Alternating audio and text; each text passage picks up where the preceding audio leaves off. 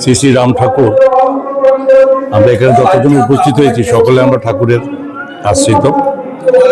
এবং আজকে এখানে বনমালীপুর শ্রী শ্রী রাম ঠাকুরের সেবা মন্দিরে যেখানে 50 বছর পূর্তি উপলক্ষে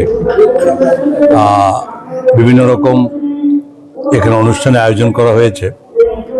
এবং এখানে আমাদের আমাদের মহন্ত মহারাজ যে এখানে আছেন, গতকাল এসছেন এবং ওনার হাত দিয়ে শুরুয়াত হয়েছে এটা। এবং এখানে সবচেয়ে বড় কথা হচ্ছে এটা বোধহয় প্রথম যে ঠাকুরের এই বনমালীপুর আশ্রমের 50 বছর পূর্তি উপলক্ষে প্রথমবার যে সারা রাজ্যের ঠাকুরের আশ্রিত বিভিন্ন ডিস্ট্রিক্ট থেকে যারা আমাদের ভক্তবৃন্দরা আছেন, এখানে স্বপন বাবুদের আমন্ত্রণ, এটা বিশেষ করে এই বনমালীপুর কমিটির স্বপন বণিক মহাশয় থেকে শুরু করে সমস্ত কার্যকর্তার যে একটা উদ্যোগ নিয়েছে, এটা আমাদের কাছে একটা নতুনত্ব। এবং নতুনত্ব বলতে এতটুকু যে একটা সবাই সব এক জায়গাতে আমরা অ্যাসেম্বলি যখন যাই, প্রত্যেকটা আশ্রমে প্রত্যেকটা অনুষ্ঠান যে একসঙ্গে এখানে একত্রিত করা, এটা কিন্তু একটা অন্যতম লক্ষণ। এটাতে আজকে যদিও শোভনবাবু বলছিলেন যে আমাদের 5000-এর মতো আমাদের বিভিন্ন 7000-এর লোক হয়ে গেছে, বিভিন্ন মানে ইয়ে থেকে আমাদের ডিস্ট্রিক্ট থেকে আসবে 5000। বাট একটু আগে জানতে পারলাম উনি বলছেন যে 5000 ক্রস করে এখানে প্রায় আরো 3000 7000 ক্রস করে 8000-এ গিয়ে পৌঁছবে। তো এটা স্বাভাবিকভাবেই এটার যে একটা উন্মাদনা ঠাকুরের প্রতি যে শ্রদ্ধা বা এটা সকল একটা একত্রিত মনোভাব নিয়ে যে আশ্রমের পরিবেশ বা আমাদের এই গুরুদেবের যে ক্রিয়াকর্মগুলো একসঙ্গে করার যে প্রেরণা, এটা কিন্তু আজকের দিনে প্রমাণিত।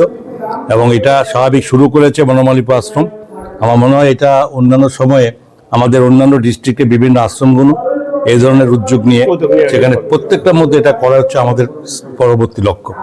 আমি এখানে সমস্ত আগত ভক্তবৃন্দ থেকে শুরু করে সকলকে আমার অত্যধিক শ্রদ্ধা প্রণাম আমি জানাই, যাতে এটা সুন্দর বাতে আমাদের মধ্যে আগামী দিনে এটা প্রয়াস থাকে। আজকে আমাদের 50 বছর পূর্তি উৎসব, এটা সুবর্ণ জয়ন্তী। এই উপলক্ষেই র্যালিটা আমরা করেছি। গোটা ত্রিপুরা রাজ্যের যত আমাদের মন্দিরগুলো আছে, 92টা মন্দির, 92টা মন্দিরের সমস্ত ভক্ত নরনারী বৃন্দ তারা স্বতঃস্ফূর্তভাবে আজকের এই র্যালিতে অংশগ্রহণ করেছেন, তাদের নিজ খরচে, নিজ স্বতঃস্ফূর্তভাবে। তাই আজকের এই আনন্দের দিনটা আমাদের কাছে খুবই মনে করি ঠাকুরের অসীম কৃপা, যেটা 77 সনে একটি ছোট্ট টিনের ছাউনি এবং ইয়েতে গঠিত হয়েছিল, বাঁশের ঘরে ছোট্ট আকারে। আজকে সেটা একটা মহা বটবৃক্ষে রূপান্তরিত হয়েছে। এবং এই ত্রিপুরা রাজ্যের এরকম আরো অনেক মন্দির এই হাঁটে হাঁটে পা করে আজকে বিশাল আয়োজন। প্রত্যেকটা মন্দিরে কৈবল্য ধামের মহন্ত মহারাজ লিড দিচ্ছে। পৃথিবীতে এই দীক্ষাদান এবং কৈবল্য ধামের মহারাজ একজন, সমস্ত বিশ্বে যতগুলো আমাদের আশ্রম আছে ভক্তরা না, এটা ঠাকুরের লিখিত নির্দেশনা এবং বেদবাণী তার প্রকৃষ্ট প্রমাণ। এর বাইরে কিছু লোক কিন্তু এখন একটু বিভ্রান্তি ছড়াচ্ছে, বিভিন্ন লোককে দীক্ষাদানের মধ্যে মিথ্যাচার করছে, তারা ঠকছে। সেটা আমাদের সবাইকে আমরা বলে যাচ্ছি যাতে এটা তারা যেন, কালকেও আমার বক্তব্যের মধ্যে আমি এটা বলেছি, যাতে আমরা বিভ্রান্ত না হয়। তা আজকের এই আনন্দ সবার জন্য আমরা চাই, সমস্ত ত্রিপুরার রাম ভক্তদের এক কাতারে আনার জন্য, এক ছাউনিতে আনার জন্য, যেন আমরা সবাই ঠাকুরের নাম থেকে বিচ্যুত না হয়। ঠাকুরের নির্দেশনা যদি না মানলাম তাহলে ঠাকুরের নামটা ব্যর্থ হলো। ঠাকুরের নির্দেশনা অনুযায়ী নাম নিতে হবে, দীক্ষা নিতে হবে। এর বাইরে যদি আমি দীক্ষা নিয়ে থাকি তাহলে সেটা যে রামের নাম হবে না, রাম নিজেই সেটা লিখেছেন।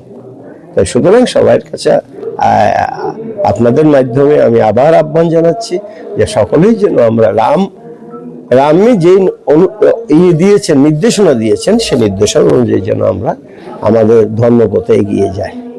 সবার মঙ্গল হোক, সর্বেশের মঙ্গল হোক। এই প্রথম 8000 লোক এই ত্রিপুরা রাজ্যে আজকের এই র্যালিতে অংশগ্রহণ করছে। এটা অভাবনীয় এবং পূর্বের কোনো নজির নাই। হ্যাঁ, এবং শুধু এখানে নয়, আমার গোটা ভারতেও এই নজির কেউ স্থাপন করতে আজ পর্যন্ত পারে নাই। যায়